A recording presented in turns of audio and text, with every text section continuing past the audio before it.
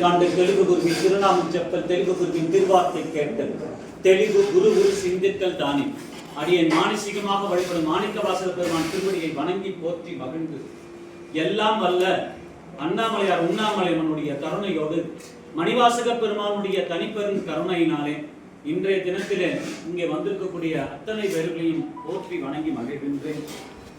என்னோடு பயணித்து வந்திருக்கக்கூடிய அகில பாரதிய சன்னியாசி சங்க பொருளாளராகவும் திருவண்ணாமலை ராமகிருஷ்ணா ஆசிரமம் நிறுவனருமான சுவாமி சிவரானந்த சுவாமி அவர்களை வணங்கி போற்றி மகிழ்ந்து இங்கே நமக்கெல்லாம் எப்பொழுதும் என்னுடைய உறவில மிக நெருக்கமாக பல ஆண்டு காலமாக என்னோடு பயணித்து ஒரு சகோதரனாக தோழனாக உற்ற துணையில எதுவாக இருந்தாலும் என்னோடு பகிர்ந்து கொள்ளக்கூடிய அளவுக்கு நெருங்கிய உறவாக இருக்கக்கூடிய ஐயா சீவனசன் ஐயா அவர்களை வணங்கி போற்றி மகிழ்ந்து மற்றும் தமிழ் தந்த ஐயா அவர்களை நிர்வாகி அவர்களையும் மற்றும் பத்மநாபன் ஐயாவும் மற்றும் பேரெல்லாம் தெரியல ஒவ்வொருத்தரையும் வணங்கி போற்றி மகிழ்கிறேன்.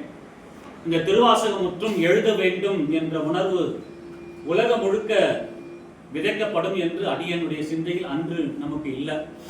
என்னோடு பயணிக்கக்கூடிய ஒரு 800-900 அடியார்கள் தான் அன்று எழுதுவார்கள் என்ற சிந்தையில் தான் எழப்பட்ட இந்த உணர்வு திருவாசகத்தை முற்றும் எழுத வேண்டும் என்ற ஒரு நிலை எனக்கு இறைவனால் கொடுக்கப்பட்டு மணிவாசகரால் உந்துதப்பட்டு அதன் அடிப்படையில் எழுத வேண்டும் என்று சொன்ன இந்த ஒரு வார்த்தை இறை வார்த்தையாய் அது காற்றிலே கலந்து அந்த காற்றிலே கலந்த வார்த்தையை இறை உணர்வோடு இறை உணர்வை தேடுகின்ற ஆத்மாக்கள் யாரார் என்று இறைவனால் குறிக்கப்பட்டு அந்த காற்றிலே கலந்த வார்த்தையை சுவாசித்தார்கள். சுவாசித்தவர்கள் அனைவருக்கும் அந்த இறை உணர்வு கிடைக்கப்பெற்று எழுத வேண்டும் என்ற உணர்வு கிடைக்கப்பட்டது. அந்த எழுத வேண்டும் என்ற உணர்வு கிடைக்கப்பட்டதன் அடிப்படையிலே தான் அவர்கள் எல்லாம் எழுத தொடங்கி இருக்கிறார்கள். இது மனித வார்த்தையாக இருந்தால் இது காற்றிலே கலக்க முடியாது. காற்றிலே கலந்தாலும் அது சில நொடி பொழுதே கரைந்து போய்விடும். இறை வார்த்தையும் இறை உணர்வும் மட்டும்தான் காற்றிலே கலந்தால் அது முழுக்க முழுக்க யார் இறை உணர்வை சுவாசிக்க வேண்டும் என்று நினைக்கிற ஆத்மாக்களுக்கு கொண்டு போய் இறை உணர்வோடு அது சேர்க்கக்கூடிய தன்மை அந்த காற்றிலே கலந்த வார்த்தைக்கு உண்டு. அப்படி காற்றிலே கலந்த ஒரு வார்த்தைகள் தான் திருமுறைகள், திருவாசகம், அருட்பா, திருப்புகழ். இவையெல்லாம் அன்றன்று அந்தந்த காலகட்டத்திலே சுவாசித்தவர்கள் ஓதினார்கள். அந்த ஓதப்பட்ட வார்த்தை இன்றளவும் காற்றிலே கலந்து அதை யாரெல்லாம் சுவாசிக்க நினைக்கிறார்களோ அவர்களுக்கெல்லாம் சென்றடையும் வகையிலே அவர்கள் இல்லை என்று சொன்னாலும் கூட அவர்கள் சொல்லப்பட்ட வார்த்தை இந்த பிரபஞ்சத்தில் காற்றில் கலக்கப்பட்டதால் இன்று வரை இந்த பிரபஞ்சம் இருக்கும் வரை காற்றிலே அந்த வார்த்தைகள் நிலைத்து இருக்கும். இப்படிப்பட்ட திருமுறைகளை 8ஆம் திருமுறையான எம்பெருமானே தில்லையிலே 3ஆம் நூற்றாண்டிலே வந்து மணிவாசகரை சொல்ல சொல்லி தான் எழுதப்பட்ட இந்த 8ஆம் திருமுறையான இந்த திருவாசகத்தை ஒவ்வொரு காலமும் ஒவ்வொரு விதமாக இறைவனை அடையும் வழியாக இறைவன் உணர்த்தி கொண்டே இருக்கிறான். அந்தந்த காலத்திற்கு ஏற்ப இறைவனை அடையும் வழியை நமக்கு வழிகாட்டி கொண்டிருக்கிறான்.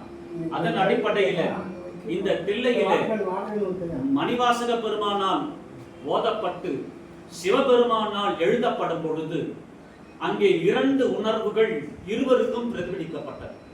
மணிவாசகருக்கும் ஒரு உணர்வு பிரதிபலிக்கப்பட்டது, சிவபெருமானுக்கும் உள்ளே இருந்து ஒரு உணர்வு கிடைக்கப்பட்டது. அந்தனர் உருவிலே மானட சட்டையாய் தாங்கி வந்து அமர்ந்த தில்லையிலே சிவபெருமான் நீ சொல்ல எழுதுகிறேன் என்று சொல்ல வந்த அந்த நேரம், அந்த சனப்பொழுது, அந்த கனப்பொழுது தில்லையிலே 3ஆம் நூற்றாண்டிலே ஆயில்ய நட்சத்திரம் அன்று இரவு அது தொடங்கப்படக்கூடிய காலமாக புலர்ந்தது. அந்த சனப்பொழுது மணிவாசக பெருமானுடைய சிந்தையிலே ஒரு உணர்வும் சிவபெருமானுடைய சிந்தையிலே ஒரு உணர்வும் ஏற்பட்டது. அந்த உணர்வின் அடிப்படையிலே மணிவாசக பெருந்தகை பிற்காலத்தில் இன்று நம்மால் ஓதப்படுகின்ற இந்த திருவாசகம் அவர் பெயரிட்டு ஓதும் பொழுது அதுக்கு முழுக்க முழுக்க சிவபுராணம் என்று அதற்கு தலைப்பிட்டார். முழுக்க 658 பாடல்களும் 51 பதிகங்களையும் 5842 வரிகளையும் 18864 வார்த்தைகளையும் அது சிவபுராணமே தலைப்பிட்டு மணிவாசக பெருந்தகை முழுமையாக அது ஓதி முடித்தார். அதை முழுமையாக எம்பெருமானும் எழுதி முடித்தார். அப்படி எழுத தொடங்குகின்ற பொழுது அது எழுத தொடங்கக்கூடிய காலம் புலர்ந்த பொழுது அந்த சனப்பொழுது மணிவாசக பெருமான் சிந்தையிலே தோன்றிற்று.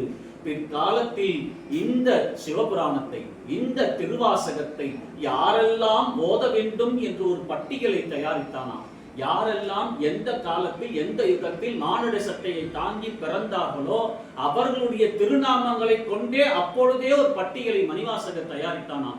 பின்னாடி யாரெல்லாம் இந்த திருவாசகத்தை ஓத வேண்டும், யாரெல்லாம் பாராயணம் செய்ய வேண்டும், யாரெல்லாம் இந்த திருவாசகத்தினுடைய உட்பொருளை கேட்க வேண்டும் என்று ஒரு பட்டியலை தயாரித்ததன் அடிப்படையிலே பின்னாடி வந்த கலியுகத்திலே தோன்றிய மானிட சட்டையாய் தோன்றியவர்கள் மணிவாசக பெருமான் எழுதிய பட்டியலில் அவர்கள் திருப்பெயரும் ஒன்று இருந்ததால் தான் திருவாசகத்தை மணிவாசகர் செய்த வேலையை ஓதி ஓதி ஓதி ஓதி இக்காலம் வரை அதை ஓதத் தொடங்கி இன்று தமிழகம் முழுதும் அல்ல, இந்தியா முழுதும் அல்ல, உலகம் முழுவதும் திருவாசக முற்றோதல் நடந்து கொண்டே இருப்பதற்கு காரணம் மணிவாசகர் செய்த வேலையை யாரெல்லாம் செய்ய வேண்டும் என்று தயாரித்த பட்டியலில் திருநாமங்கள் இருந்ததால் அவர்கள் எல்லாம் மானிட சட்டையை தாங்கி ஓத ஆரம்பித்தார்.